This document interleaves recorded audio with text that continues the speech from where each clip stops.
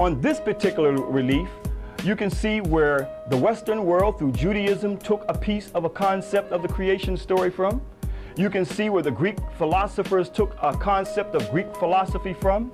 And you can also see where Christianity took a concept, European Christianity took a concept from. So let's break it down.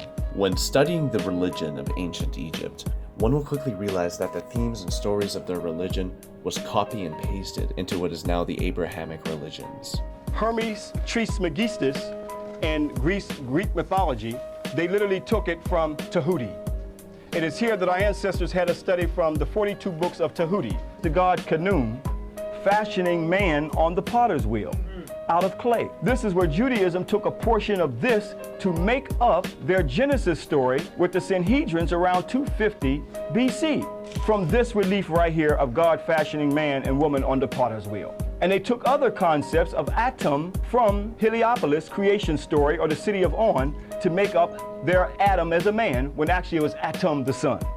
And we see European Christianity took from the goddess Isis and Horus and made up the European, again, let me express, the European version of Mary and Jesus. So you got Greek philosophy where he took from Tahuti and called it Hermes Trismegistus. You got the Jehovah Genesis creation story and the Bible where they took from Khnum fashioning man on the potter's wheel out of clay, and they turned it into making man out of clay, Adam out of clay.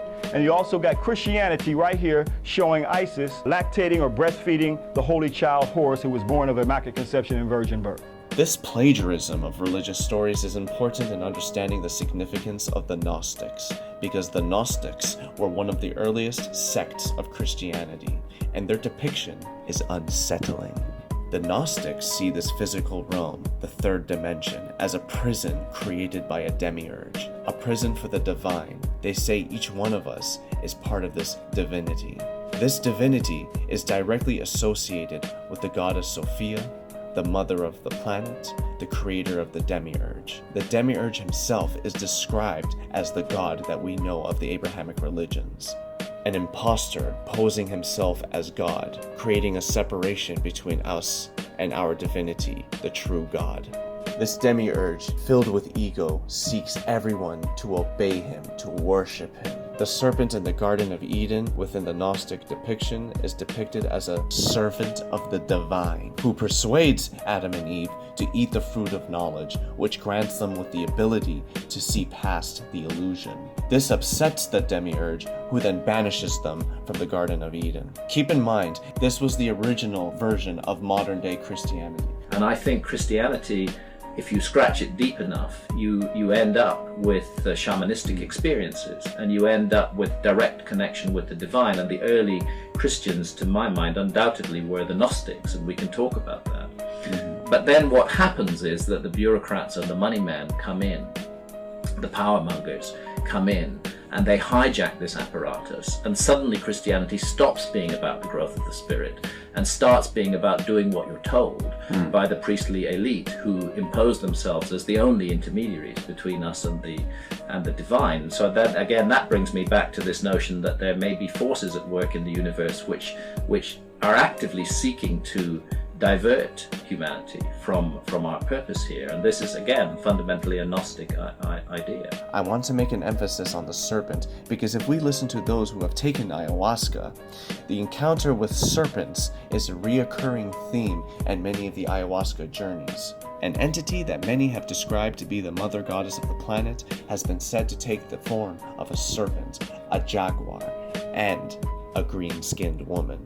The fact that this woman, this mother goddess of the planet, taking the form of serpents, has been consistently encountered during visionary states and DMT-induced journeys is profound, because we see the reoccurring depictions of serpents within the many ancient cultures around the world.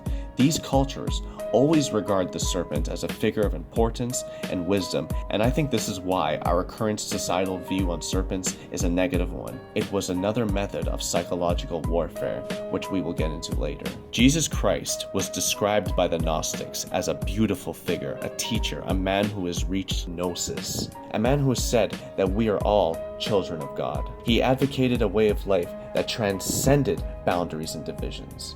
He showed that it was possible to give kindness even when you have nothing left to give, how to sacrifice and compromise for others. He preached a way of life that was in direct contrast with the established society that he was born into, the Roman Empire. And in order for an empire to remain in power, they must keep the people under control through fear.